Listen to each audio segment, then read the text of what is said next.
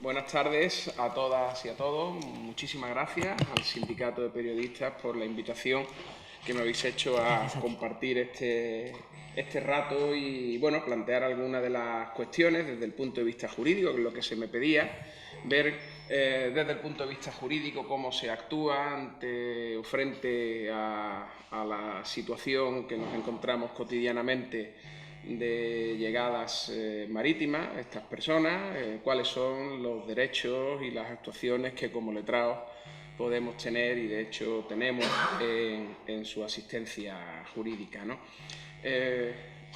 Voy a dar algunas pautas, tenemos un ratito y luego yo creo que lo más interesante sea que os centréis o me preguntéis sobre aquellos aspectos que os puedan resultar de más interés. Por lo tanto, voy a enmarcar un poquito el tema, ver dónde encontramos los problemas fundamentales y, como digo, luego pasaremos al debate. Lo primero que quiero discutir es el nombre que se suele utilizar para estas llegadas marítimas, y es el de llegadas masivas. Se ha hablado esta mañana. Sí. Bien. Ha sido... Eso de entrada, ¿no? Tiene desde el punto de vista de la Junta de Andalucía, hay un decreto, hay una orden que regula el baremo de financiación de los turnos de oficios, lo que se le pagan a los letrados por las intervenciones y tal, y hay un apartado que se llaman llegadas masivas. Está. Entonces, claro, como consecuencia de eso, pues es muy habitual que en los colegios de abogados pues se le llame turnos de llegadas masivas, que en los justificantes sean turnos de los cursos que se organicen se denominen pues eso, turnos de asistencia ante llegadas masivas y tal. Entonces, una de las cosas que yo he discutido y cierto y verdad es que al menos aquí en Málaga el colegio, dentro de lo posible, porque claro, cuando hay que justificar a la Junta de Andalucía hay que justificarlo con el nombre que aparece en el baremo, pero dentro de lo posible, pues los cursos son cursos frente a asistencias colectivas, llamamos asistencias colectivas. A mí incluso me gusta más asistencias marítimas, por el componente colectivo que tiene lo de una asistencia. ¿Verdad? Si uno habla de asistencia colectiva, parece que está ante llegadas colectivas, ¿no? Se llama, ¿no? Pero claro, parece que está haciendo una asistencia colectiva, como si las personas no fuesen seres individuales con dificultades, problemas y planteamientos individuales. Bueno, tampoco me termina de gustar, y eso reconozco que inicialmente fue idea mía, el llamarle antes llegadas colectivas en vez de masivas. Ahora estoy intentando introducir el término llegadas marítimas. Me parece mucho más adecuado a la realidad y no tiene componente peyorativo de que nos van a invadir, como es el llegadas masivas, ni tampoco el componente peyorativo de que esto es una asistencia colectiva, ¿verdad? Y aquí a todas las personas se les trata igual. De hecho, una de las cosas en que nosotros incidimos mucho, cuando hablo nosotros, yo aquí no estoy representando ni mucho menos al Colegio de Abogados, yo no soy más que un miembro de la subcomisión del turno de extranjería del Colegio de Abogados, su comisión de extranjería. Yo no represento en modo alguno al colegio, pero bueno, cierto y verdad es que conozco un poco cómo funciona y algunas de las cosas que voy a contar es lo que se hace en el colegio, pero digo, yo no represento aquí al colegio, pues no tengo la legitimidad para ello, ¿no? Pero bueno, una de las cosas que implementamos en su momento y que intentamos transmitir a los compañeros cuando van a formar parte, se les da un curso de formación o de acceso ante este turno de llegadas marítimas, el tema de las pateras, es hacerles ver que la llegada podrá ser colectiva, incluso si se quiere masiva, pero la asistencia jurídica tiene que ser necesariamente individualizada, porque toda asistencia que no sea individualizada realmente no es una asistencia jurídica. Al final nosotros, los abogados, si aceptamos el que existan asistencias colectivas y que partamos de la base de que todo el mundo tiene la misma circunstancia y que todo el mundo ha pretendido entrar de forma irregular en el país y que por lo tanto todo el mundo obligatoriamente va a tener la misma respuesta jurídica, es un grave y craso error. Por lo tanto, se insiste mucho en la necesidad de la individualización. Para que exista realmente una asistencia individualizada, es necesario disponer de ciertos recursos. Es necesario disponer del número de letrados suficientes para que ninguno de ellos atienda a muchas personas. Ahí ya podemos discutir ahora cuántas son muchas personas. Ahora mismo en el Colegio de Málaga lo tenemos establecido en 12. A mí me parecen muchas. A mí me parecen muchas personas, porque de 12 personas tienes que tener 12 entrevistas individualizadas y luego tienes que presentar 12 recursos de alzada y luego 12 recursos contenciosos. Me parecen muchas personas. Nosotros, de hecho, abogamos porque sean 6 las personas que se puedan atender. Claro, eso es una cuestión de recursos. Hoy por hoy, la Junta de Andalucía en el baremo establece el límite en máximo de 12, pero tampoco uno puede... pero claro, nosotros en su momento dijimos, bueno, pues ponemos 2 para atender a 12 personas, 2 letrados. Y dijo la Junta de Andalucía que no, que como el baremo establecía hasta 12, pues habría que, evidentemente, si en una patera, pues yo qué sé, llegan solo 8 personas, pues se atienden a 8, pero si en una patera llegan 50 personas, pues tenemos que dividir 50 entre 12. A unos le tocarán 12 y a otros le tocarán 11 o 10, pero desde mi punto de vista un número muy alto. Recursos para el abogado, es decir, que haya más abogados disponibles y que por lo tanto la Junta de Andalucía pueda financiar más letrados para prestar asistencia jurídica. Pero no solo el problema es de abogado, no nos engañemos, el problema es de intérprete, porque cuando nosotros vamos a realizar una asistencia jurídica, nosotros muchas veces tenemos que estar esperando en la cafetería a que terminen los 2 intérpretes que hay atendiendo a la gente de la patera. Entonces, claro, el problema es de intérprete. Pero es que no nos engañemos, tampoco solo el problema es de intérprete, que también depende de la administración, sino de los propios funcionarios de policía, que tampoco hay funcionarios de policía suficientes para poder atender. Tanto es así que en la última patera que yo atendí, el funcionario de policía venía a preguntarnos que cómo íbamos. Es decir, era el intérprete el que llevaba el ritmo de la notificación, ¿no? El intérprete, hombre, vamos a ver. Eso no es función ni mucho menos del intérprete, eso tiene que ser una función policial, pero es que el funcionario de policía no estaba, en la última materia que estuve en el mes de octubre, el funcionario de policía no estaba sentado cuando se estaba notificando la incoación del expediente de devolución o cuando se le estaba comunicando al extranjero qué era lo que se iba a realizar, qué era un expediente de expulsión. Esa es una función que terminaba asumiendo el intérprete, que tampoco le corresponde, y el funcionario de policía pues solo aparecía pues para traernos papeles o para, bueno, si efectivamente había algún problema o el letrado pidiese en algún momento que apareciese, ¿no? Todo esto, claro, si yo pido una entrevista como tiene que ser reservada con cada uno de ellos, el funcionario de policía, si está en la mesa, se tiene que levantar. O me tengo que levantar yo con el intérprete y el extranjero, lo cual es más fácil que se levante el funcionario de policía.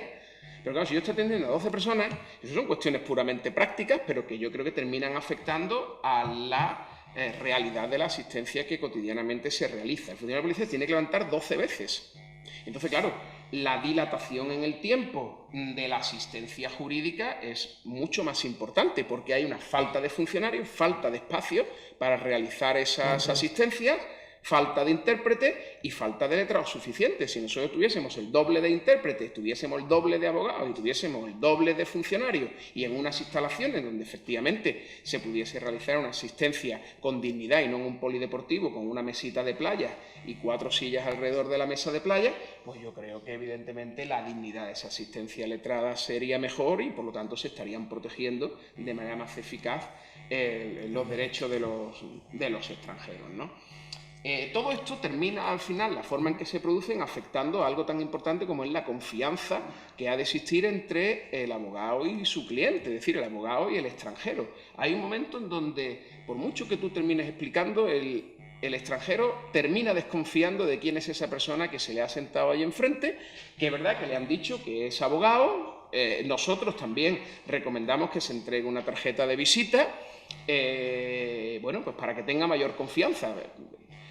Yo he pedido muchas veces en el Colegio de Abogados que igual que Cruz Roja tiene unos chalecos rojos, ANUR va con un chaleco azul, a los abogados nos diesen un chaleco que pudiese abogado, advocat, lawyer, de alguna manera para que se nos identifique como tales.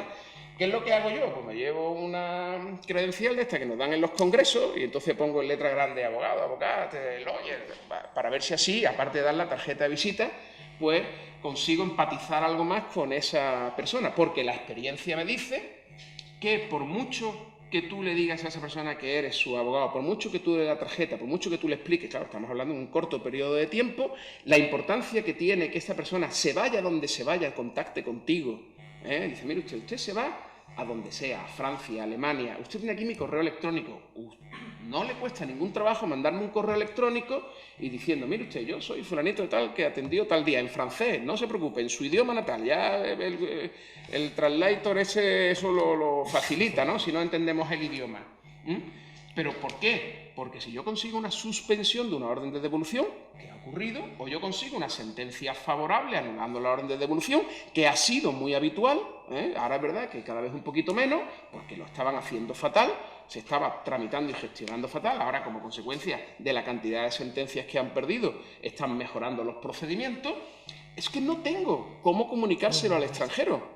Es que yo no sé si a esta persona luego la detienen en otro sitio y la administración no quiere ejecutar esa resolución judicial, la persona está absolutamente indefensa. A mí me encantaría poder enviarle esa sentencia a ese extranjero, explicándoselo, diciéndole que se ha ganado, que ya no tiene que preocuparse, que no tiene ninguna orden de devolución pendiente.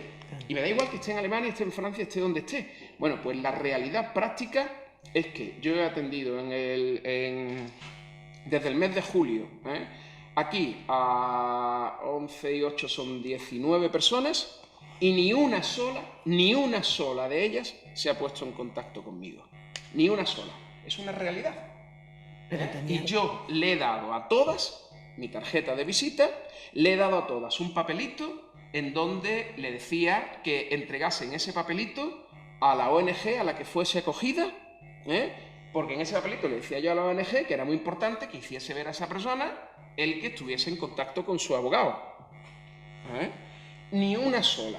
Y quiero decir, a mí no me pueden decir, bueno, es que a lo mejor los abogados no se identifican y tal. Es una experiencia personal, Yo me he identificado en los 9, en los 19, esa documentación ha ido. Yo no sé si estas personas esa documentación la tiran, eso lo podrán decir las ONGs que lo acogen. Si en la ONG cuando lo acogen esa documentación no la consideran relevante, ellos no se lo enseñan a las ONGs, no lo sé. La verdad es que no lo sé, pero llama mucho la atención que además es algo que no solo me ocurre a mí. Nosotros cada vez que llega una patera constituimos un grupo de WhatsApp en donde, aparte de estar el diputado del turno de oficio, el presidente de la subcomisión de extranjería, varias personas especialistas en materia de inmigración y asilo, los miembros de ese turno de guardia que van a atender a esa llegada marítima concreta de ese día. O sea, se monta un grupo de WhatsApp. Por lo tanto, yo tengo abierto ya, creo que son 40 y tantos, 50 y tantos grupos de WhatsApp. Y la queja más generalizada es que nunca, con muy escasas excepciones, se ponen en contacto los extranjeros con sus abogados. Y en la mayoría de las ocasiones, ciertamente no voy a decir todas, es verdad, pero en la mayoría de las ocasiones sí que se le ha dado la identificación del letrado a esa persona. Y en la mayoría de las ocasiones esas personas han pasado por una organización no gubernamental. Entonces, yo no sé qué pasa. Sinceramente, no sé qué pasa, no sé si es que se consideran que eso no es importante, no han confiado en nosotros y piensan que podemos ser parte de la administración policial y que, bueno, mientras menos le escribamos y le digamos dónde estamos mejor, por la propia seguridad de ellos, no lo sé. Pero yo sí que creo que es algo que habría que hacerse ver, y que todos tendríamos que reflexionar sobre ello. Los primeros, los abogados, pero inmediatamente después las organizaciones sociales también, porque yo no sé qué es lo que pasa, pero realmente no es habitual. Claro que hay excepciones, por supuesto, me consta, y algunas muy positivas porque han dado lugar por ejemplo, a que se hayan modificado decretos de minoría de edad de personas, pero en otras no. En otras no, personas que tú les atiendes, le informas sobre el derecho a asilo, te dicen, oye, lo voy a pensar, no quiero tomar una decisión ahora mismo, es razonable, porque le estás diciéndole algo que evidentemente es muy importante, es algo que, entre otras cosas, le va a dificultar luego la comunicación con su país o el regreso en un futuro a su país y pide asilo. Yo entiendo que esa decisión no se pueda adoptar en 5 minutos. Dice, bueno, piénsatelo, reflexiona, comunícamelo. Todavía estoy esperando. No sé qué pasa, ahí pasa algo. Nosotros tenemos que hacérnoslos ver, pero yo creo que no solo nosotros, ¿verdad? Yo creo que otros operadores ahí tienen también que ver dónde está el problema. Luego hay otras dificultades estructurales que yo creo que dificultan también la comunicación. Por ejemplo, y es el uso de medidas de precaución sanitarias, ¿no? O sea, y el Colegio de Abogados reparte mascarillas, reparte guantes, igual que los que utiliza el intérprete o igual de los que utiliza la policía. Y yo creo que eso crea una frontera muy difícil de superar entre la persona que tú estás atendiendo y su abogado, ¿eh? Porque tú atiendes a una persona que tiene una mascarilla, que tiene unos guantes, sobre todo porque, bueno, hablando con sanitarios nos dicen que es una profilaxis absolutamente estúpida e innecesaria en función de la realidad de las personas que están llegando aquí. ¿Por qué? Primero, porque las enfermedades que efectivamente pueden tener y que efectivamente tienen, la sarna es una de ellas. La sarna no se contagia porque tú le des la mano a una persona o porque esté sentada a tu lado. Tienes que tener un contacto mucho mayor con esa persona, un intercambio de ropa, acostarte con esta persona.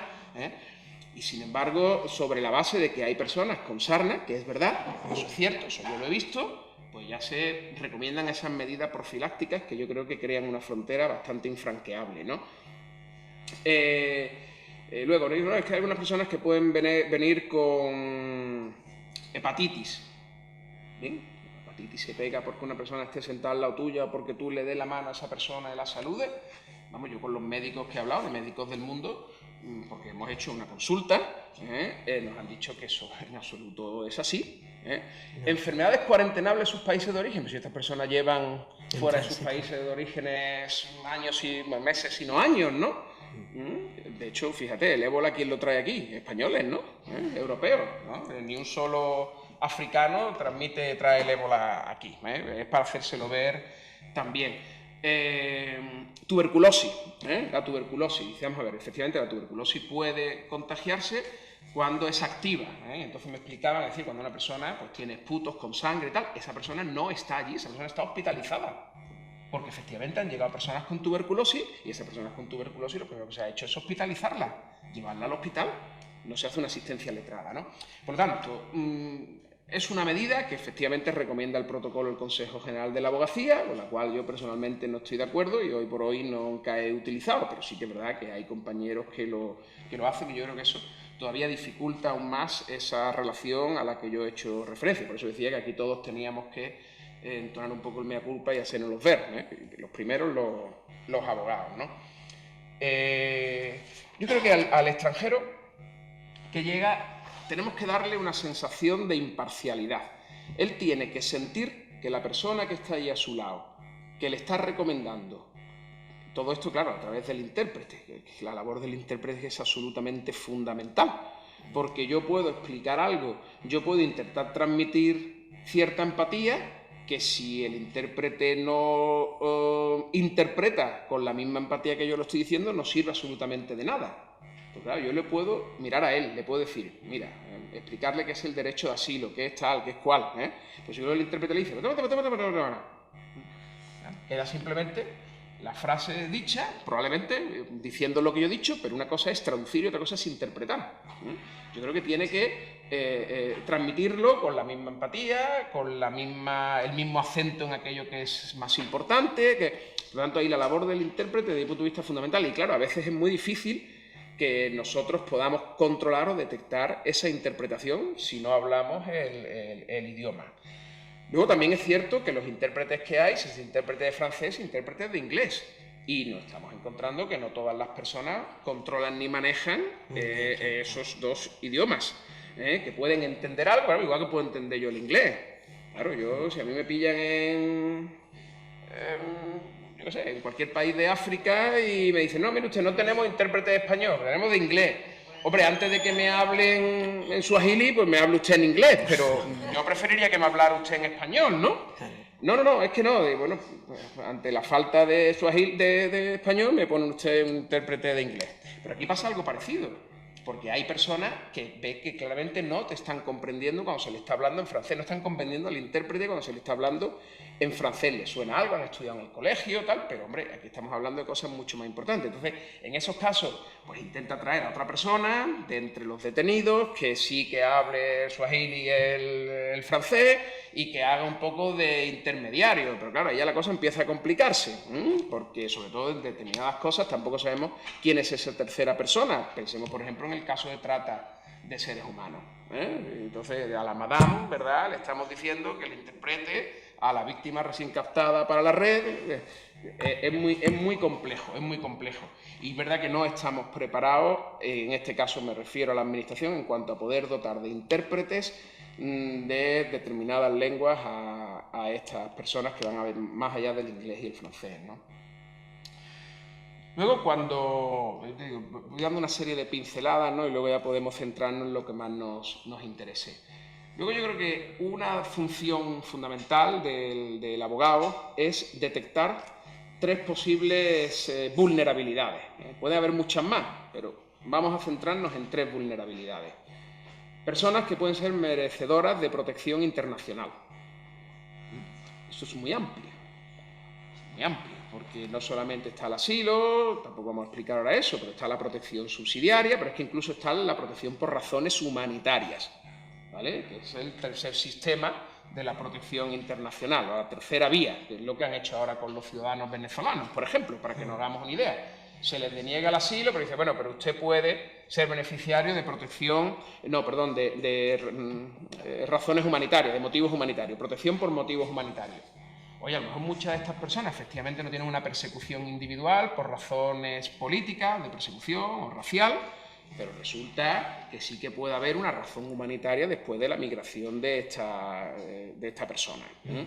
Bueno, pues claro, para llegar a ese nivel, la entrevista tiene que ser una entrevista mucho más pausada.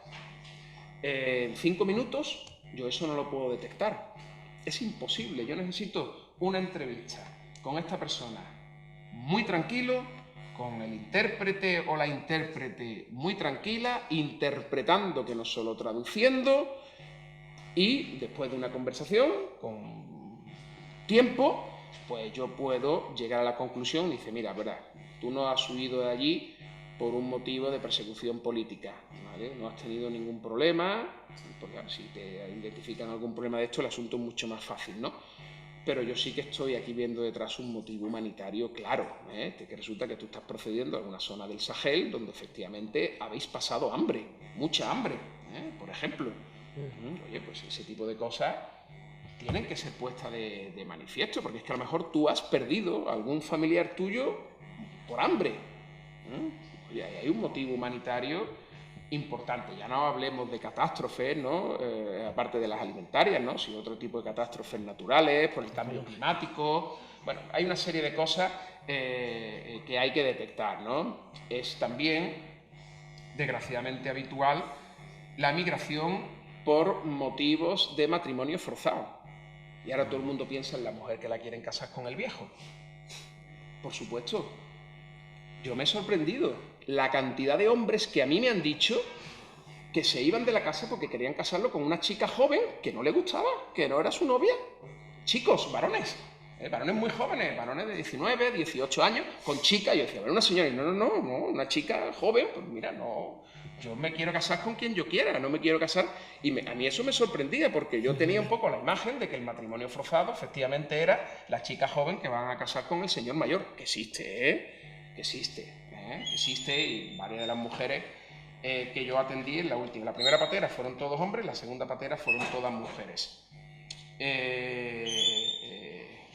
Me lo ponían de manifiesto, me ponían de manifiesto que iban, bueno, que se veían forzados, que su padre, y que evidentemente al no aceptar ellos ese matrimonio, pues se convertían en unos apestados dentro de la familia, y entonces ya pues quedaban absolutamente al margen y tenían dificultades dentro de su propio clan o núcleo familiar. Bueno, todo ese tipo de cosas son cosas que efectivamente podrían dar lugar a ciertas categorías de protección internacional, ¿no? En otros casos nos hemos encontrado supuestos de mutilación genital. Me he encontrado yo personalmente de mutilación genital. Dice, a mí me mutilaron, a mi hija mayor la han mutilado, que está allí, pero a esta niña, que venía con una chica de unos 3 años, dice, a esta no me la mutilan. Y había cogido y se había venido para acá. Entonces, claro, tú le explicas, dice, hombre, en ese caso concreto es evidente que usted tiene derecho a solicitar asilo. Hay una serie de datos objetivos que pueden acreditarse y yo le sugiero que usted pida asilo político. Pues no lo hacen, tampoco, no todos, hay veces que sí, pero yo creo que es todo como muy rápido, ¿no? O sea, estamos exigiéndoles que se tomen decisiones que pueden ser muy importantes, que efectivamente, oye, eso va a tener luego la incidencia para que esta mujer pueda volver a ver a su hija que mutilaron y que está allí en su país, ha quedado con el padre dentro a lo mejor de 5 años, cuando ya tenga el permiso de residencia, de 3 años cuando tenga el permiso de residencia, porque claro, si tienen asilo a su país de origen, le pueden dar un título de viaje, pero que no le permite volver al país precisamente del que ha huido por motivos de persecución, ¿no? Entonces, claro, tiene una serie de incidencias personales que no pueden ni deben adoptarse en unos pocos minutos, sino que requieren una reflexión mucho mayor. Y yo lo que no sé es qué estamos haciendo en general, yo digo todos los operadores en este tema, todos los operadores, abogados, ONG, policía, ¿qué estamos haciendo para facilitar eso? Yo muchas veces tengo la impresión de que aquí estamos cumpliendo un papel en una obra de teatro, donde tú llegas allí, el policía cumple su papel y bueno, y lo hace bien, conforme tiene el abogado, pues lo hace bien, en su papel, el abogado, pues mira, yo le informo, yo le asesoro, porque al momento que yo le informo al asesor, ya, el problema no es mío, fuera, ya cumplí yo con mi papel y ahora el otro, ¿no? Llega a la ONG, pues también cumple su papel, desbordada por el trabajo, y luego esta señora lo que quiere es irse a Francia, pues venga, si quiere irse a Francia, pues mientras antes libere la plaza, pues antes entrará el siguiente, y tal. Bueno, yo qué sé, que en el fondo todos hacemos nuestro trabajo bien, o muy bien, con defecto, siempre todo es mejorable, pero si no somos capaces de comprender que aquí tiene que haber un trabajo conjunto y que esta persona tiene un asesoramiento jurídico, luego tiene que tener una acogida, pero en la acogida tiene que tener una interrelación con el abogado, porque en la acogida tienen que trabajar eso y sería bueno que el que acoge sepa qué es lo que le ha dicho el abogado. Luego estaría bien que el abogado pudiese contactar con la niña, oye, mira, que esta chica me ha dicho esto, me ha hablado de la mutilación genital, a lo mejor se lo cuenta ella, o a lo mejor no. Si yo soy capaz de transmitir eso, y la policía, permitirnos también pues esa entrevista mucho más pausada, mucho más relajado, sin esas presiones por el tiempo, por el trabajo, desbordados de trabajo, con muchas horas de trabajo detrás de cada jornada, es que eso también es una realidad, ¿no? Entonces, yo creo que ahí hay que darle una vuelta a todo esto, ¿no? Si la persona manifiesta la voluntad de pedir asilo, en principio debería tramitarse como un asilo en frontera. Hay 2 sistemas de asilo, el asilo en frontera y el asilo en territorio. El asilo en frontera, que es el que se supone que debe realizarse en este caso, la persona ha manifestado la voluntad justo al llegar a puerto, pues tiene una tramitación mucho más rápida. A los 3 días se ha de decidir sobre la admisión a trámite o no, el silencio en ese caso es positivo, es decir, si la administración no ha respondido sobre la solicitud de asilo en ese plazo, se entiende admitida a trámite y entonces ya pues pasa a tener su tarjeta roja, que al cabo de los 6 meses le permite, le autoriza a trabajar y demás, ¿no? Y además, desde que uno manifiesta la voluntad de pedir asilo hasta que se formaliza la solicitud, según la directiva de procedimiento, han de transcurrir 3 días. 3 días, son 3 días. Si en los 3 días no se ha formalizado la solicitud, pues se está incumpliendo la directiva de acogida. ¿Qué es lo que ocurre? Que tenemos unas directivas de acogida que no han sido traspuestas en nuestro ordenamiento interno.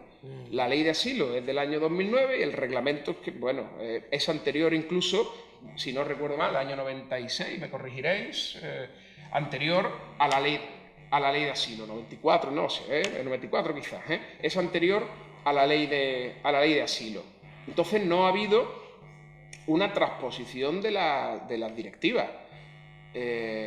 Claro, eso también es un problema administrativo. España está incumpliendo la normativa comunitaria y por lo tanto alguien debería darle un tirón de orejas a España por ese incumplimiento. Ni la directiva de acogida ni la directiva de procedimiento. ¿Qué es lo que está pasando aquí? Pues lo que está pasando aquí es que, como está absolutamente desbordado todo el sistema de asilo, pues lo que hacen es tramitarlo como asilo en territorio. Le dicen al extranjero, bueno, mire, usted ha manifestado la voluntad de pedir asilo, le dan un papelito, ha manifestado la voluntad, usted tiene que pedir cita y ya se lo tramitamos como asilo en territorio. Y ahora resulta que desde si comparamos las personas que manifiestan la voluntad de pedir asilo con las que posteriormente formalizan, es que se nos van más del 80% de los casos. Hay muchas personas que han manifestado la voluntad en la comisaría y que luego no han formalizado el asilo. ¿Por qué? Hombre, claro, es que si formaliza asilo no te puede ir a Francia. ¿Quién ha dicho eso? Aparte de la policía, que lo he escuchado yo decir a los policías. Dile que si pide asilo no puede irse a Francia. Claro, la persona dice que mi objetivo migratorio es irme a Francia o a Alemania. Luego, ¿cómo voy a pedir asilo? Porque si pido asilo no me puedo ir. No. Usted puede pedir asilo aquí y luego se puede marchar. Evidentemente, si usted no viene a renovar su tarjeta, usted desiste de la solicitud de asilo. Eso es cierto, eso es verdad. Pero nadie le va a detener, le va a retener, le va a poner unas esposas para que no se pueda marchar. Más aún, como yo le digo a ellos, es que si tú formalizas aquí la solicitud de asilo y te vas luego a Francia y la policía te pilla en Francia, lo que van a hacerte, según el reglamento de Dublín, es devolverte a España, no devolverte a tu país de origen. Hombre, puesto a elegir, ¿verdad? Mejor estar aquí después de lo que te has jugado, has arriesgado y has pagado por el viaje, que no tenés que volver a tu país de origen, ¿no? Pues tampoco somos capaces de transmitirle esto, porque el porcentaje de solicitudes de asilo formuladas en relación con las manifestaciones de la voluntad de pedir asilo es escasísimo. Y no sé exactamente por qué. Luego tenemos otra realidad de colectivos vulnerables que están llegando a nuestras costas, que son las mujeres. Y dentro de las mujeres, el riesgo que tienen muchas de ellas de ser víctimas de trata, si no ser ya personas víctimas de trata. En algunos casos ya son víctimas de trata porque han sido captadas por la organización, incluso ha sido la propia organización la que le ha organizado el viaje, y en otros, pues a lo mejor es verdad que no han venido ellas de forma voluntaria, no son víctimas de trata, pero la probabilidad que caigan en ese mundo es muy elevada, es muy alta. Pues por la situación de marginalidad, las dificultades o imposibilidades de poder acceder a la documentación y de poder ganarse la vida dignamente, por las obligaciones familiares que ha dejado en el país de origen. Entonces son personas que tienen que ganarse la vida, y aquí sabemos pues que es muy difícil trabajar en un trabajo digno si no tienes autorización para hacerlo. Por lo tanto, en muchas ocasiones la única oportunidad que le queda a la mujer es el ejercicio de la prostitución, que termina, evidentemente, cayendo por la propia situación de indefensión y de vulnerabilidad en manos de mafia, que no estamos hablando de un ejercicio voluntario y libre de la prostitución, que bueno, yo personalmente pienso que la persona es libre, sí realmente es libre de hacer lo que quiera. El problema es cuando no se es realmente libre, ¿no? Cuando se está condicionado por una serie de circunstancias, como ocurre en la mayoría, si no en el 100% del caso de quienes ejercen la prostitución, ¿no? Claro, no hay realmente un análisis individualizado de todas estas mujeres.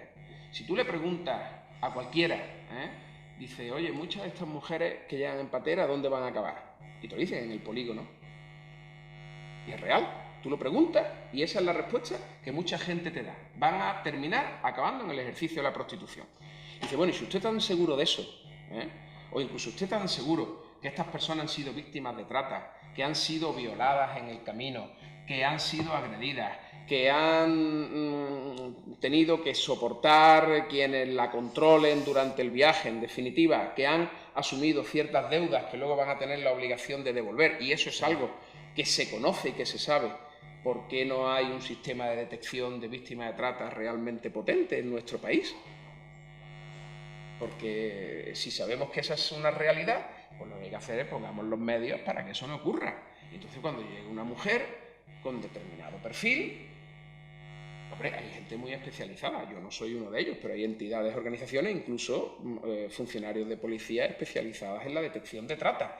Y no empecemos a detectar trata cuando la mujer nos dice, mire, es que a mí me han violado, o yo es que efectivamente me han engañado, o yo ahora tengo una deuda contra ella. En fin, en definitiva, no esperemos a que la mujer en 5 minutos nos reconozca su condición de víctima de trata, sino tengamos una actitud proactiva. Es decir, seamos nosotros, cuando digo nosotros, me refiero a todas las partes intervinientes, ¿no? Al Estado, a la administración, a los abogados, a toda la estructura de acogida, tengamos una actitud proactiva y detectemos posibles víctimas de trata, aun cuando ellas no hayan exteriorizado su condición. Porque hay veces, y es comprensible, que la exteriorización de su condición las puede colocar en una situación de riesgo. Porque decían, nosotros te protegemos. No, perdona, tú me proteges aquí.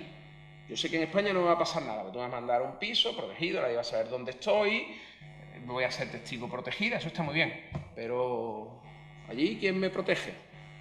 Pues claro, si yo desaparezco de la red, allí pueden pedirles cuenta a los familiares, a los hijos, sobre todo si se han contraído determinadas deudas en el viaje. La ley de extranjería prevé la posibilidad de conceder un periodo de reflexión. Pero es que claro, ese periodo de reflexión se está dando cuando la mujer manifiesta o exterioriza que es víctima de trata, pero no cuando se detecta su condición de trata en cuando la mujer no lo haya manifestado o denunciado. Luego yo creo que eso es un tema que también tenemos que verlo, ¿no? Y ya por último,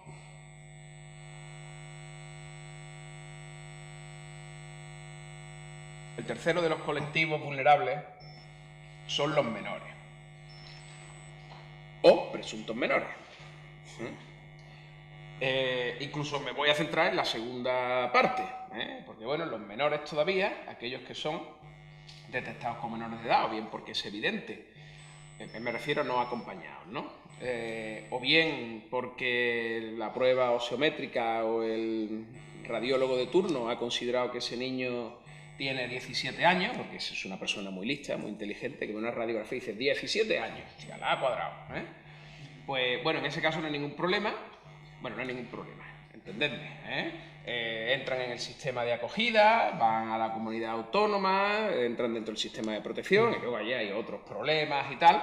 Pero bueno, quiero decir, tienen una cierta protección, son tratados como niños, con unas deficiencias en un sistema de acogida, que bueno, que habría que hacérselo ver y probablemente requiriese un curso específico sobre los menores no acompañados y el sistema de acogida de estos menores. Pero bueno, tienen un pseudo sistema de protección. El problema son aquellos menores de edad que son tratados como adultos porque hay una radiografía que dice que tienen 18 años de edad. Y ya puedes llevar tu certificado de nacimiento, ya puede decirte el menor que es menor de edad, ya puede tener una cara de niño o de niña que se cae. Da igual, como la radiografía ha dicho que es mayor de edad, el Ministerio Fiscal que ve la radiografía, el informe radiólogo dice que es mayor de edad, dicta un decreto de mayoría de edad y a todos los efectos a ese niño se le trata como un adulto. ¿Qué significa esto? Pues que se le puede llevar a un centro de internamiento extranjero. En Archidona hemos tenido, cuando se utilizó como centro de internamiento extranjero, muchos menores de edad allí considerados como adultos. Incluso algunos, el Comité de Derechos del Niño ya ha dicho que tenían que haber sido tratados como menores y se pidió que no se les devolviera, no le hicieron caso, devolvieron. Eso primero, los tratan como adultos, los detienen, le ponen esposas, lo llevan a un centro de internamiento o a una prisión, como fue en el caso de Archidona. Están con adultos. Si tienen la suerte de no ir a un centro de internamiento, están en un centro de acogidas con adultos, cuando no son adultos y por tanto tienen derecho a ser tratados de forma diferenciada y ser tratados como menores, y no se les da esa oportunidad. Se les dicta una orden de expulsión o de devolución en este caso. No tienen un tutor, no tienen alguien que les proteja, que vele por sus derechos como menores de edad que son. En definitiva, no se está respetando lo que dice la Convención de Derechos del Niño. No se está respetando en el procedimiento de determinación de la edad porque la Convención dice muy claro que no se puede determinar la edad única y exclusivamente sobre la base de pruebas óseas, que no se puede determinar la edad única y exclusivamente sobre la base fisiológica, sino que debe haber un estudio también psicológico de este menor, y que, por supuesto, las pruebas radiológicas son pruebas que dan muchísimos errores. Hay observaciones generales del Comité de Derechos del Niño y 2 comunicaciones individuales que ha resuelto el Comité de Derechos del Niño. Uno sobre un chaval que saltó la valla de Melilla y se le consideró adulto y por lo tanto se le trató como adulto, devolviéndole como adulto, con las consecuencias que luego sufrió ese menor en Marruecos. Y otro que fue tratado como adulto ya dentro del territorio nacional. Y hay 2 comunicaciones individuales. Una es la 4/2016 y otra es la 11/2017. En la 11/2017 la decisión se adoptó el 27 de septiembre del año pasado y la 4/2016 la decisión se adoptó el mes pasado, el 1 de febrero del año 2019. Bueno, pues en ambos casos el Comité del Derecho del Niño dice, por ejemplo, que condena por inadecuado e invasivo las técnicas médicas utilizadas para determinar la edad basadas única y exclusivamente en la edad ósea. Es justo lo que hacemos aquí. ¿Vale? Justo lo que hacemos aquí. Esta misma resolución dice que mientras los procesos están abiertos, deberá darse a la persona el beneficio de la duda y tratarla como un niño o niña. El comité, en el caso de Archidona, aparte de proponer el que no se le devolviese hasta que efectivamente no se determinase adecuadamente la edad, pidió que fuesen ingresados en un centro de protección de menores. Pues nadie lo sacó de la prisión de Archidona más que cuando fuimos a la juez, y la juez, al ver esto, dijo, uy, el Comité de Naciones Unidas. Es decir, es que el comité está tomando decisiones sobre la base de un protocolo facultativo firmado por España, en donde España reconoce la jurisdicción del comité para adoptar y ejecutar decisiones del Comité de Derechos del Niño. O sea, que no estamos hablando de una convención internacional que no tenga ese protocolo facultativo, ¿no? Y que son recomendaciones lo que hacen. No, estos son absolutamente vinculantes para el Estado.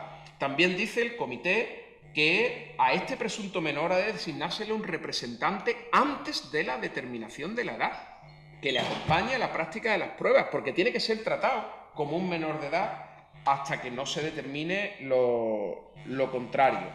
Bueno, y la verdad es que hay muchísimas de las cosas que dicen ambas resoluciones.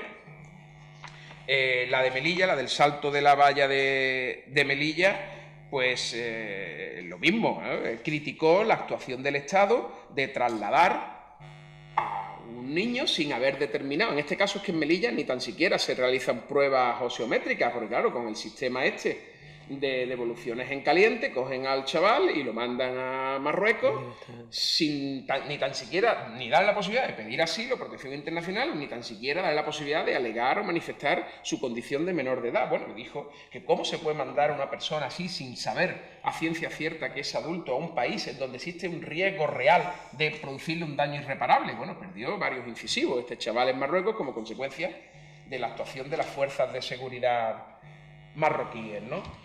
Y en ambas resoluciones dicen que el Estado español tiene 180 días para dar respuesta e implementar las decisiones. Del 27 de septiembre aquí, ¿cuántos meses han pasado? Octubre, noviembre, diciembre, enero, febrero, marzo. O sea, el 27 de este mes, es decir, la semana que viene o la otra, termina el plazo de 180 días otorgado al Estado español.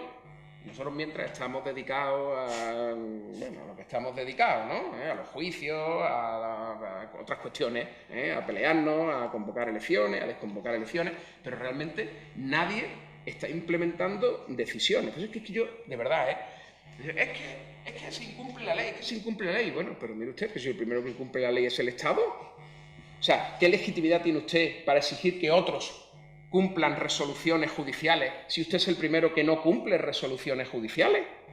¿Qué legitimidad tiene? Yo es que eso hace muchísima gracia. O sea, aquí resulta que el día 27 cumple el plazo que el comité dio a España en el primero de los casos, que dice textualmente en el apartado 15, con arreglo a lo establecido en el artículo 11 del protocolo facultativo que firmó España, que no solamente la convención, sino que firmó ese protocolo facultativo, el comité desea recibir del Estado a la mayor brevedad y en todo caso en un plazo de 180 días información sobre las medidas que haya adoptado, habla en pasado, se supone que ya a los 180 días tiene que haberla adoptado y no hemos empezado a trabajar, para aplicar el dictamen del comité.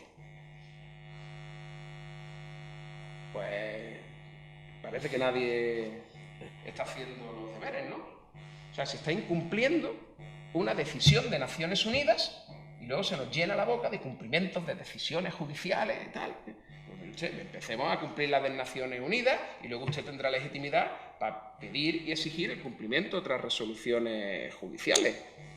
Pero es que esto ya lo hemos visto muchas veces con el reglamento de la declaración de ilegalidad del reglamento en los centros de internamiento. Bueno, ¿qué decisiones se han adoptado para cumplir esa sentencia del Tribunal Supremo? Por ejemplo, nada, aquí nadie hace absolutamente nada. Parece que solo se cumplen determinadas resoluciones judiciales. Bueno, pues así nos va. Que si evidentemente quien tiene que cumplir o no las cumple, desde mi punto de vista pierde total y absolutamente la legitimidad para exigir el cumplimiento de otras resoluciones. Y en este caso, el plazo vence el día 27. Nos queda poco, vosotros sois periodistas. A ver si en estos días recordáis este dictamen del comité y preguntáis, siempre que tengáis oportunidad, ¿qué ha hecho la subdelegación del Gobierno de Málaga para que no solo se determine sobre las pruebas óseas en el hospital materno la determinación de la edad? A la subdelegada, doña María. ¿Qué ha hecho usted? No. ¿Qué ha hecho usted? Es que mire usted, la resolución del comité le da 180 días. Ya le quedan una semana. ¿Qué ha hecho usted? Pues habrá empezado ya. Porque dice que me comunique lo que ha hecho. Pues ya le queda poco tiempo, póngase usted las pilas, ¿no? Y bueno, a ver si así, entre todos, ¿no? Cada uno en nuestra función, los abogados poniendo quejas al comité, las organizaciones detectando menores de edad para efectivamente poder trasladarlo a los abogados para que puedan poner las quejas y los periodistas para comunicar a la opinión pública y exigir y preguntar qué medidas se están adoptando para aplicar las resoluciones del comité.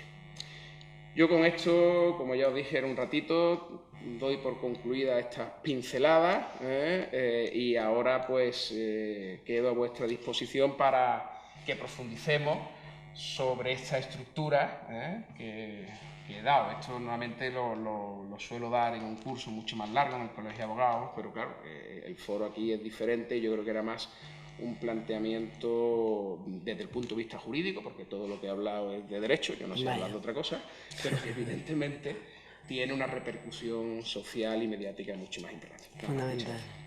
Muchísimas gracias, José Luis. Si os parece, incorporamos a la mesa a Amal, a la que yo estoy sustituyendo, porque por un problema de horarios que nos hemos dilatado mucho esta mañana, porque el tema era de gran interés y había muchas preguntas. Te incorpora Amal Mohamed y te sientas aquí. Vale, pues porque tenía un par de preguntas. Bueno, directamente. Sí. Pues empezamos por ti. Bueno, muchas gracias por la exposición y por la aclaración también de la situación de los menores dentro de las políticas migratorias y la atención que se hace a los menores en Melilla. Hay como una especie de vacío, de retorno por parte de las autoridades, en este caso con actuaciones que se hacen conjuntamente con el Gobierno de Marroquí y la Policía de Melilla, para retornar a aquellos menores que no se le ha hecho previamente una serie de actuaciones para asegurar la tutela en el país de origen. ¿Qué situación y qué legalidad o qué legitimidad tienen estas autoridades para que los menores puedan ser deportados sin ningún tipo de tutela asegurada en el país de origen? Vamos a ver, que de forma reiterada incumple la ley y adopta resoluciones a sabiendas manifiestamente injustas, eso tiene un nombre y eso se llama prevaricación. Es decir, la ley de extranjería es muy clara, el reglamento de la ley de extranjería es muy clara. Ni un solo menor puede ser repatriado a su país de origen sin que previamente se haya garantizado y acreditado que existe una familia que lo acoge o, en defecto de que existe una familia que lo acoge, los sistemas de protección de su país de origen den pruebas suficientes de que este menor va a ser acogido adecuadamente conforme a lo que sería una protección integral de esta persona. Por lo tanto, cualquier decisión de remisión a un menor a Marruecos sin garantizar, y por supuesto con informes que así lo acrediten en el expediente administrativo, que va a ser acogido por su familia, porque puede haber algún menor que se haya escapado y que la familia lo reclame. Sí, pues lo normal es que a mí me gustaría que si mi niño se escapa me lo devuelvan, ¿no? Es lógico, ¿no? O que el sistema de protección de Marruecos ofrezca garantías suficientes de que ese menor va a tener una protección adecuada conforme a los parámetros lógicos y razonables de protección de estas personas. Que eso lo dice el reglamento de la ley de extranjería. Por lo tanto, si de forma sistemática se incumple esa situación, pues entonces se están haciendo las cosas mal. Y en cuanto... Se está incumpliendo la ley, se están dictando resoluciones injustas, manifiestamente, a sabiendas de su ilegalidad. Es que no hay otra, vamos. Si eso se hace así, la respuesta no puede ser otra. Y por parte, por ejemplo, de las personas periodistas que se encuentran trabajando en Melilla y que son conocedoras de estas circunstancias, ¿cuál sería el procedimiento a la hora de denunciar este tipo de actuaciones? Vamos a ver. Hace ya unos años, una de estas personas pues identificó y localizó a 2 menores que habían sido devueltos un día, sacados además del centro de menores, no sacados del centro de menores, ellos salen del centro de menores y bueno, pues la Guardia Civil los localiza según manifestaban ellos y los mandan a Marruecos, abren la puerta de la verja y los mandan a Marruecos. En el centro de menores, en el momento que el niño no llega a cenar, le dan de baja. Como pues eso, que se ha escapado y le dan de baja. Primera cuestión que nos debe hacer reflexionar: si mi niño esta noche no llega a cenar, yo no le doy de baja en el padrón y el niño se ha acabado, ¿verdad? Yo pongo una denuncia en la policía, porque yo soy quien ejerce la patria potestad o el tutor de ese menor. Yo tengo que garantizar por la integridad de ese niño, tengo que preocuparme, porque si yo así no lo hiciese, mañana vendría la policía, me detendría y me aplicaría un delito de abandono de menores, con toda la razón del mundo. Claro, o sea, mi niño no viene a cenar, y ahora yo, siendo menor de edad, y ahora yo, igual le bajan el padrón, y digo, magnífico, ya nos hemos quedado los dos solitos, uno menos que alimentar. ¿Eso es razonable? Digamos, eso es un delito. Luego, lo que no entiendo es cómo en los sistemas de protección de menores un menor se va o se escapa y no hay una denuncia. Porque el menor no ha ido a dormir al centro de protección de menores. No hay una actividad, no hay una búsqueda activa. Igual que si yo denuncio y mi niña no ha venido, pues entonces se pone en funcionamiento todo el sistema.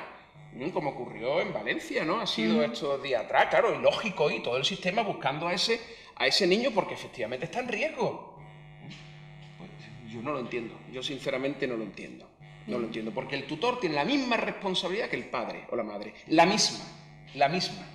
Quien ejerce la patria potestad en ausencia de patria potestad, los tutores tienen las mismas competencias, las mismas obligaciones y los mismos derechos. Luego yo no entiendo esa actividad.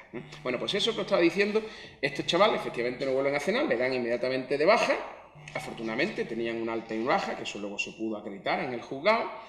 Y luego ya nos enteramos que este chico está allí, pues se pone una denuncia, hay una investigación, pero bueno, estas investigaciones de sí, vamos a practicar 2 pruebas, se archiva, la audiencia dice, no, vamos a seguir investigando un poquito más, que esto parece que es lo lógico, ¿no? Para luego, en definitiva, terminar archivando definitivamente el asunto, ¿no? Se archiva, se practican un par de pruebas y luego al final, pues no ha quedado acreditado que a este niño lo hayan mandado a Marruecos. Pero vamos a ver, si tenemos un informe de la policía diciendo que efectivamente saben que este menor está en Marruecos porque intervino el defensor del pueblo, si tenemos una documentación que acredita que este niño estaba acogido en un centro de menores en Melilla, es que a lo mejor se fue voluntariamente. Respuesta a la juez, digo, yo alucino, tío. O sea, yo alucino. O sea, yo ya, que haya alguien de verdad que piense que alguien que le ha costado trabajo entrar, que se ha jugado probablemente la vida, decide en algún momento determinado irse, además en este caso no era marroquí, es que era subsahariano, o sea que un chico subsahariano de 14 o 15 años de edad haya cruzado África, haya saltado la valla, haya estado en Melilla acogido y ahora se ha ido a Marruecos, ¿de qué? ¿De fiesta? ¿A dónde? ¿A Castillejo? No, pues claro, pues es que no... Vale, muy bien, es verdad. Sabemos que este niño está ahora en Marruecos, sabemos que estuvo en Melilla, pero claro, no podemos acreditar con toda certeza que no se haya ido voluntariamente. Digo, bueno, esas conclusiones de algunos magistrados a mí me alucinan. O sea, es que están tan fuera de la realidad social. O sea, que usted piensa de verdad, que una persona, África Sudana, negro, que haya cruzado todo esto y que ahora se vaya a Castillejo porque quiera, ¿no? Que no tiene ningún sentido y ahí está archivado, ¿no? Y bueno, y eso efectivamente fue por la denuncia de una de estas personas que tú me hablas. Ya habéis visto, vamos, esta mañana. Bueno, ¿del público tenéis alguna pregunta relacionada con el tema de los menores no tutelados o alguna otra cuestión sobre migración que nos pueda responder nuestro abogado? Sí, buenas tardes. Justo en este caso que usted estaba comentando, desde su punto de vista, ¿qué es lo que llevó a la juez a tomar esa decisión? Que no se pudo acreditar que el chico no había salido de forma voluntaria. Y ahí lo que subyace es... simplemente me lavo las manos, esto es un marrón, o es una falta de formación, o es una falta de empatía, o ¿qué es lo que hay ahí debajo? Probablemente un poco de todo, ¿no? Yo creo que quizás una falta de conocimiento de una realidad, porque a lo mejor esta juez tiene que conocer todo el sufrimiento que hay detrás de esa emigración a Melilla, y cuando esta persona sepa y conozca todo el sufrimiento que hay detrás de esta emigración a Melilla, a lo mejor ya no puede decir tan alegremente que igual se quiso ir porque, yo qué sé, estaba aburrido en Melilla, que no era un chico marroquí, que todavía es un chico marroquí, bueno, pues tiene a sus padres ahí al lado, tiene más fácil entrar, no era el caso, era africano, negro, subsahariano. Gracias. No lo sé, yo no estoy en la mente de esta persona, pero efectivamente no quedó acreditado que efectivamente este menor hubiese sido devuelto a Melilla en contra de su voluntad. Y por tanto, en caso de duda, pues dejamos de investigar y ya está. Porque si la juez me dice a mí, no, mire usted, archivo por falta de autor, eso es distinto. O sea, aquí efectivamente ha habido un delito. Esta persona está claro que lo han devuelto. Ahora, estamos haciendo investigaciones y no localizamos a los guardias que devolvieron a esta persona. Bueno, a lo mejor yo hubiera pedido que se hubiera investigado un poquito más, algunas otras cosas, pero bueno, es distinto. Se ha reconocido que había un delito, pero se archiva por falta de autor conocido, pero no fue el caso. ¿Hay posibilidad de llevar ese caso a instancias superiores?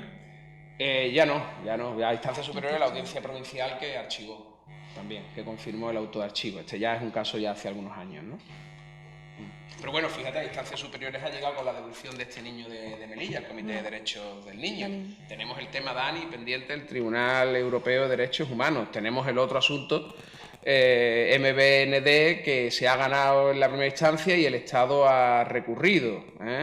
En cuanto entra el gobierno, dicen que va a derogar la Ley de Seguridad Ciudadana y que va a retirar el recurso ante el Pleno, ante la Gran Sala del Tribunal Europeo de Derechos Humanos. Inmediatamente se producen dos problemas en Melilla, en Ceuta, un policía con la pierna partida, 2 o 3 conflictos y Grande Marlaska decide que ni va a retirar uno ni va a modificar lo otro.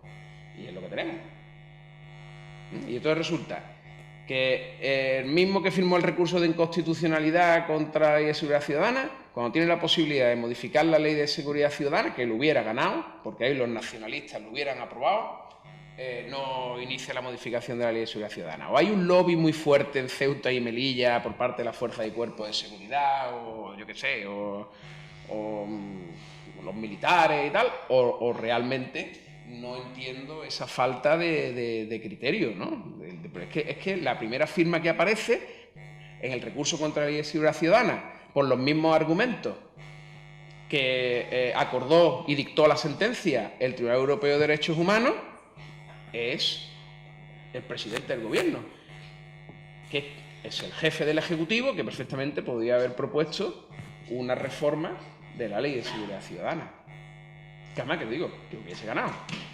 Porque los mismos partidos que le dieron el voto para ser presidente le hubieran dado el voto con mucha más facilidad probablemente para la derogación de la disposición adicional de la Ley de Seguridad Ciudadana y, de paso, algunos otros artículos, ¿verdad?, que atentan precisamente contra los medios de comunicación, contra los periodistas, por fotografiar a fuerza y cuerpo de seguridad, bueno, etcétera, etcétera, lo que ya imagino conocéis. Hola, bueno, yo tengo una pregunta práctica. El abogado que atiende en el turno de patera, el abogado de oficio, esa persona manifiesta su intención de pedir asilo. Y bueno, va a la policía y pide asilo. ¿Ese abogado luego le prepara la entrevista y lo acompaña a la entrevista? ¿Eso depende del colegio? Pues yo te lo explico muy fácilmente.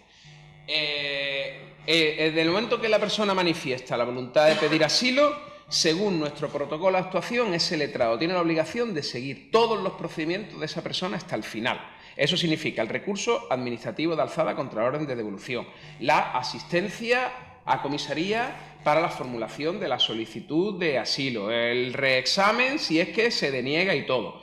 Eso está en nuestro protocolo de forma muy clara y muy evidente. Y además, la solicitud de asilo se cobra por parte del letrado, se le indemniza de forma aparte porque es otro expediente administrativo. Son dos expedientes, uno el de devolución y otro el de asilo. O sea que incluso está financiado económicamente esa intervención letrada.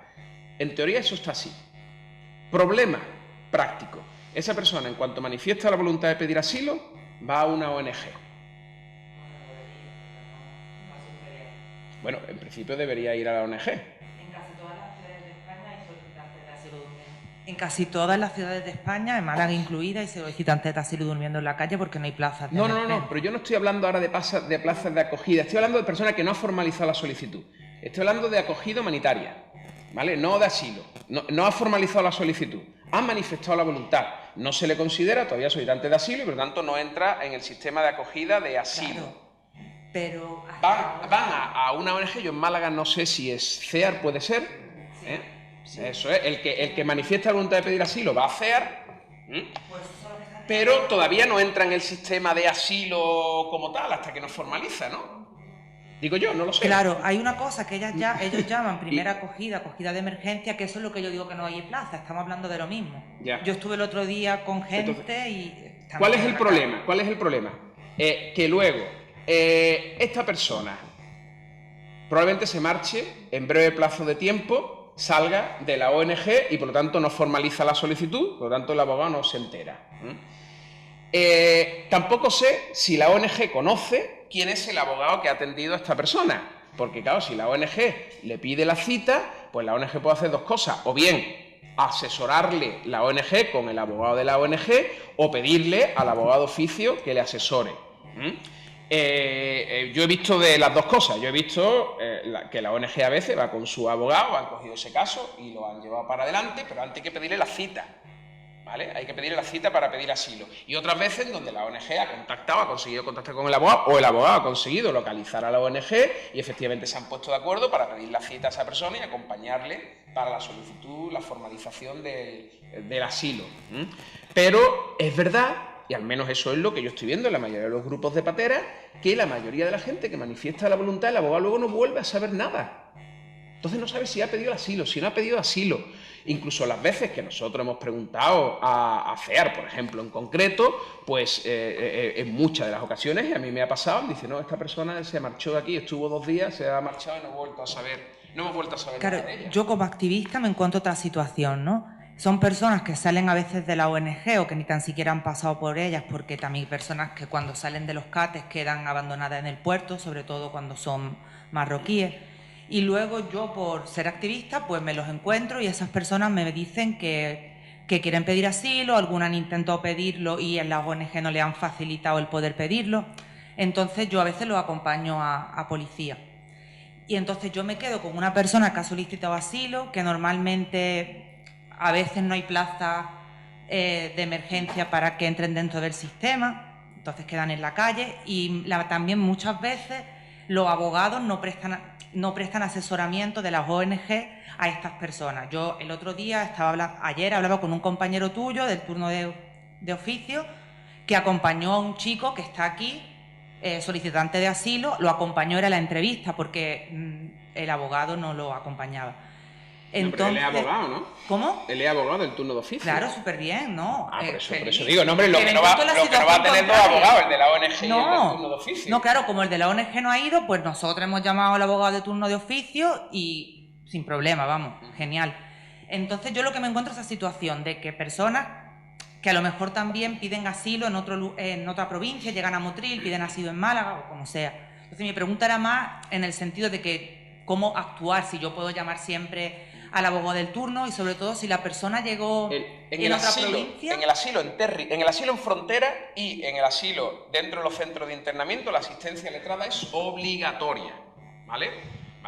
En el asilo en territorio la asistencia letrada no es obligatoria. El extranjero puede renunciar a la asistencia letrada, pero si manifiesta su intención de ser asistido por letrado, el artículo 22 de la Ley de Extranjería y el artículo 2 de la Ley de Asistencia Jurídica Gratuita le garantiza el derecho a la asistencia letrada. Es un derecho renunciable, pero que si la persona lo ejercita, el Colegio de Abogados le pone un abogado para esa asistencia. ¿Qué es lo que me da a mí la impresión? Que cuando estas personas van sin abogado, puede existir por parte de la policía cierta facilitación para la renuncia a la asistencia letrada. Porque, mire usted está aquí, tiene la cita, pero no hemos llamado, no, abogado, no, usted me ha dicho, ahora hay que llamar al abogado, ya ves, estará muy liado. Si no viene el abogado, no le podemos tomar la solicitud hoy. Y claro, la persona, ahora que mire usted, que no es obligatorio, tener abogado, que si usted quiere, se lo hacemos ahora mismo. ¿A que eso ha pasado? Mira, de hecho yo les digo a todos, les como la cabeza, pero no te lo podía imaginar, se lo digo 50 veces, abogado y traductor, abogado y traductor. Y como ninguno, todos firmaban que no querían que al final todos firmaban que no querían abogado, pues hemos optado por técnica 2. Llamamos al colegio, porque aquí en Málaga, pues sí. Llamamos al Colegio de Abogados de Málaga, ponemos en contacto al abogado del turno de oficio de ese día con la persona interesada. Claro, pero eso tiene que ser que el abogado en ese momento esté disponible, no esté en otra asistencia y pues no tengo nada ahora mismo que hacer, no tengo otra asistencia, voy. Pero si no, el que tiene que llamar la comisaría. O sea, pero no lo hacen. Claro, no, sí, quiero decir, mejor eso que nada, pero claro, en un momento determinado el abogado puede, mire, es que tengo otra asistencia, no, pero no porque no quiera, sino porque no pueda, entonces en la comisaría no van a esperar, porque no es una petición realizada a través de la comisaría. Otra cosa es que el abogado de guardia llegue allí con el chico y entren juntos, entonces ya la policía, claro, pues ya que está el abogado le atendemos, pero como tenga que llamar a la policía al abogado, lo hacen sin abogado. Pero eso no puede ser, eso. Primero, porque tienen que contactar contigo, encontrarte en la calle tú como activista, buscarlo y tal. Punto número 1, no todo el mundo tiene esa posibilidad. Ojalá. Y punto número 2, que el abogado en ese momento esté disponible. Y punto número 3, que el abogado quiera. También ahí, como en todos los colectivos, somos personas y personas, y unos con más sensibilidad y otros con menos. No nos engañemos, igual que en la policía, igual que en la ONG, igual que en todos los sitios, ¿eh? Por el momento, 2 de 2, ¿eh? Bueno, pues de verdad que me alegro muchísimo y espero esta estadística el año que viene nos pueda decir 100 de 100. Pero tampoco te hagas muchas ilusiones porque, oye, el ser humano es muy complejo. ¿Qué tal? En relación a los planteamientos que decías de no sé muy bien, entiendo que por ser prudente, qué es lo que puede motivar que una vez que se lleva a cabo las asistencias luego no vuelvan a retomar el contacto con los letrados y las letradas, ¿no? Sí.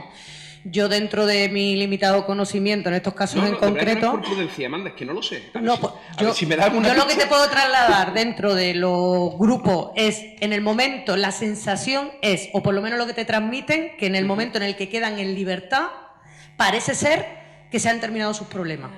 Es decir, les cuesta mucho, primero, la falta de confianza es absoluta. Eso sí, es más, muchos de ellos directamente te dicen, no, a mí no me ha asistido ningún abogado en comisaría. O a mí no me ha asistido ningún abogado en el... Mira, eso es literalmente imposible, porque mira que pueden llegar a cometer irregularidades, pero esa ya sería de libro, ¿no? Entonces, a ti necesariamente te ha tenido que asistir un abogado o una abogada y no te lo saben reconocer. Luego, el tiempo es tan sumamente limitado y a veces también La información, aunque no la lleves a cabo en un lenguaje muy técnico, no deja de ser compleja, porque no conoce ni la realidad del país, ni la situación legal que conlleva el llegar a un país concreto con una determinada normativa que ellos desconocen, ¿no? Entonces, por más que a veces es verdad que nos podemos esforzar por poder hacerles entender lo importante que es que no mantengan... O sea, ellos realmente en muchas ocasiones no se han enterado de nada. Y yo me he encontrado con situaciones de grupos de 15 y 20 personas que han liberado que han dejado en la puñetera calle y que directamente el papel que les dan de libertad, bien porque lo han liberado del centro de internamiento o bien porque directamente lo llevan como si fuera un auto de libertad que les otorga una especie de impunidad, no un permiso de residencia, es decir, entienden que evidentemente no le otorga un permiso de residencia, pero sí algo así como una carta de libertad que le ofrece ciertas garantías de que ya han pasado por lo peor y como si por eso no volvieran a pasar, porque si consigues quedar en libertad significa que ya ha pasado lo peor. Entonces, yo creo que en la mayoría de los casos se dan ese tipo de situaciones. Si contamos además que en muchos casos ni siquiera España es su destino final o la ciudad en concreto es su destino final, pues evidentemente en la pérdida del contacto lo hacen porque no tienen interés en seguir vinculándose al lugar. Entonces no hemos sido capaces de transmitirle la importancia de estar en contacto con el abogado. Pero volvemos a lo mismo. Los abogados no hemos sido capaces, los intérpretes no nos han interpretado bien, cuando algunos hemos intentado, de verdad, créeme, manda que yo lo intenté. Pero con digo, todo, porque de verdad, digo, mira, dile de verdad que es muy importante, aquí tiene un papelito, que se lo dé la ONG, ni uno, Amanda, pero ni uno. Sí, pero que volvemos a lo mismo, que la propia estructura que tú describes, de falta de tiempo, de que a veces resulta que te confunden y no se fían de si es la policía. Si a mí me pasó una vez en una comisaría, en una asistencia, que un agente de policía, que además era de confianza, buen tipo y tal, le dijo, de esta fíate, ¿no? O que es de fiar. Digo, no se lo digas tú. O sea, sé que lo haces con toda la buena intención, pero por favor que ningún policía me recomienda a una persona que está detenida, porque lo primero que va a pensar es que formas parte del mismo cuerpo. Entonces, y eso es algo, lo mismo que contaba esta chica esta mañana, de después de una experiencia tan sumamente traumática, la relación que puedes tener en tu país de origen con agentes de la autoridad o incluso el contacto que puedas tener con la abogacía o incluso con la propia estructura de la administración, si es que existe, no parte de una relación de confianza ni de una experiencia positiva previa. Entonces, todos los dispositivos que se ponen en marcha en un momento además de agotamiento, de cansancio, pues no es precisamente, ni se genera el mejor de los contextos, ni los mejores medios materiales, ni en las mejores condiciones de ejercicio para que esa persona se sienta realmente atendida, se pueda generar ese vínculo de confianza. Si tú es que has descrito una situación como para entender, yo entiendo que por más que me esfuerce a nivel individual, entiendo perfectamente que no tengo tiempo ni posibilidad de generar un vínculo de confianza que haga, salvo excepciones, que esa persona entienda que yo realmente quiero hacer mi trabajo bien. Es decir,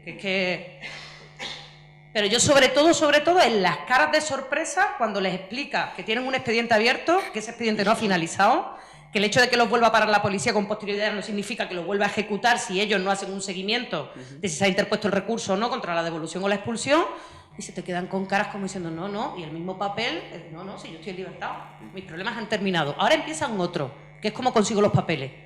Pero este problema en concreto, en relación a la expulsión o la devolución, ha terminado. Las órdenes de devolución, según el reglamento de la extranjería, prescriben a los 2 años.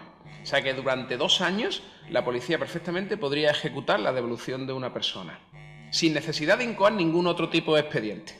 2 años, prescriben a los 2 años. Bueno, muchísimas gracias por participar en esta mesa y muchísimas gracias también a José Luis Rodríguez, abogado, experto en Derecho Penal.